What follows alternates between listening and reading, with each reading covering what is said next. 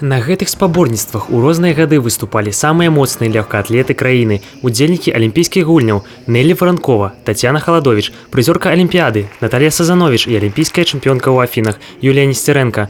У якасці ганаровага госця ў гэтым годзе майстар спорту міжнароднага класа, уладальніца нацыянальнага рэкорду Рэспублікі Беларусь у кіданні дзіды, чэмпіёнка другіх еўрапейскіх гульняў Тацяна Халадовіч.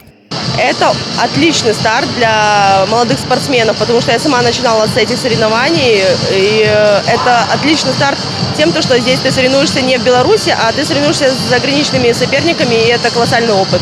Спортсмены спаборнічаюць у 2 узроставых групах і ў 8 дысцыплінах лёгкай атлетыкі, кіданні дыска, дзіды і молата, штурханне ядра, а таксама скачкі ў вышыню і з шастом. Бегавая праграма прадстаўлена дыстанцыямі ў 60 і 600 метраў гладкімі і з бар'ерамі, а таксама спартыўнай хадзьбой на 3 и 5 тысяч метров. Тяжело было, во-первых, давно в манеже не тренировались с того сезона зимнего. По резине перешли с трассы на резину, тяжело. А так отлично. Соперник достойный. Я вообще не бегаю 60 метров, и это вторые соревнования, на которых я бегу спринт.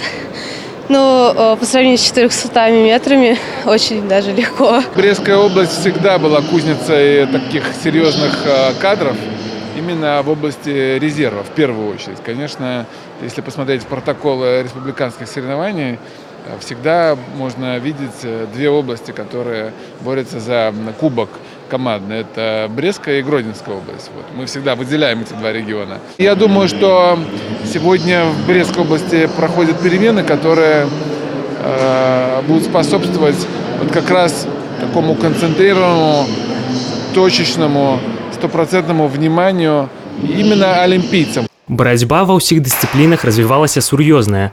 Сённяшнія спаборніцтвы – гэта выдатная магчымасць падрыхтавацца да выступлення ў Кубке Рэспублікі. Тяжело будет работать. Почему? Потому что сегодня однозначно турнир вырос еще на порядок. Многие виды мы, скажем так, внедряли потихоньку, как метание, как бы зимой мы не проводили, потом стали, в зависимости от того, как спросом вид требовался. Сегодня у нас тот же диск уже по 22 спортсмена, значит, уже есть необходимость изменения в программе. Наперадзе 2 спаборніцкіх дня і новыя рэкорды. Артём Дзеранчук, Александр Сівіцкі, тэлерадыёкампанія «Брест».